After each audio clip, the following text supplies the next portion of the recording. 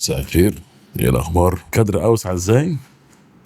واسع. ظابطين كلفن على كام؟ الكاميرا 4000 والاضاءه 3500 تقريبا. التزاما بالديسبلين بنعمل فيديو كل يوم. استاذه مايا ابراهيم كتبت كومنت قالت طبعا ما هو الديسبلين رائع بس الصوت اروع، بتسجل بايه وعلى ايه يعف والنبي. اشكرك استاذه مايا ابراهيم، كونتنت كريتور عظيمه وصديقه قديمه جدا منذ الازل، من ايام ما كنا يعني بالك. الحقيقه الموضوع يبدو تريكي جدا، بس انا برضو في الكادر الاوسع شايفين ده مايك بويا كان زمان ب 200 جنيه مثلا من كريم ستورز، وهو مايك لما بحطه في الهدوم بيبقى صوته اوحش من كده، ولكن مش دي التريك. خد بالك بقى ان التريك هنا فين. انا جربت الحقيقه مايكات كتير غاليه كمان. الفكره في البروسيس اللي بيحصل بعد المايك، بعد ما نسجل هذه الاصوات. ايه البروسيس اللي بتحصل؟ في كان حد نصحني زمان لو هو فاكر يبعت لي يقول لي انا عملت ايه. كان بعت لي بلاجن كده اسمه مازيراتي جي بي ار او جي ار بي حاجه كده. بلاجن موجود ممكن تجيبه تسرقه. انا ما بحبش اجيب حاجات مسروقه عشان ربنا هيحاسبني في الاخر. انا عامه انا شاريه بجد، انا بقيت اشتري كل السوفت وير الكلام ده كله عشان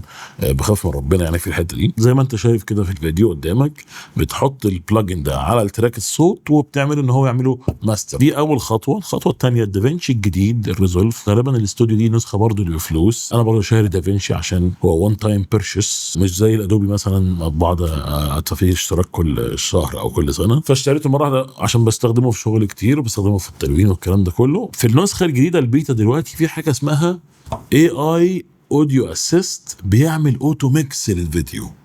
فبتختار كده من القائمه، زي انا دلوقتي بحاول اشرح كاني بعمل توتوريال عشان لما اجي اسجل بعد كده واحطه. بتدوس ال دي، بعد كده بتدوس دي بتدوس دي، بعد كده بتدوس دي، بعد كده بتدوس دي، وتقول له عايز اوتو ميكس ده مثلا اليوتيوب، فبيعمل اوتو ميكس ده بالاي اي. تعال نشوف كده الخدعه. ده الصوت اللي طالع من المايك دايركت من غير اي حاجه، وده الصوت بعد ما اتحصل له الماسترنج اللي في الكلام ده كله. المايك البويا دلوقتي ما اعرفش بكام، تعال نشوفه مثلا على امازون او على نون بكام. العادي بتاعه 465 جنيه. هنشوفه على نون، معرفش مكتوب عليه ايه يعني، بس هو غالبا ده العادي بيزك قوي ما فيهوش حتى اي حاجه. في واحد على نون وايرد عاد 300 جنيه.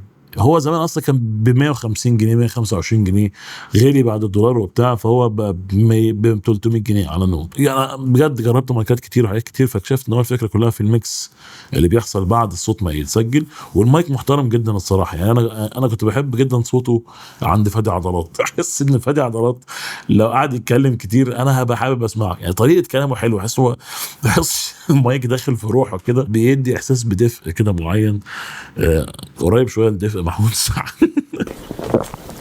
ايه الهدف من الفيديو ده؟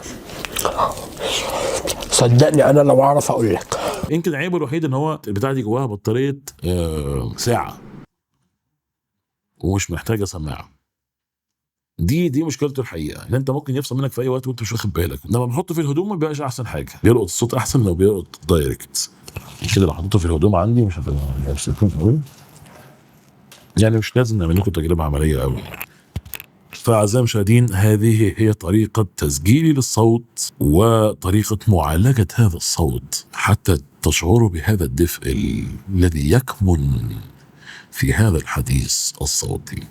ربما تكون طريقة الحديث هي التي بها شيء من الاستعطاف لكي تسمع هذا الحديث، ولكن طريقة التسجيل في حد ذاتها وطريقة معالجة الصوت قد شرحتها لكم. موضوع الميكسنج ده خصوصا لو بتركب مزيكا او حاجه كده هيبقى موضوع اكتر، وانا عامه قدامها بشرح لكم حاجات من دي كتير يعني. واللي عايز يسال حاجه في الكومنتات ممكن يبقى دي بتساعدنا ان احنا نعمل فيديوهات اكتر من كده.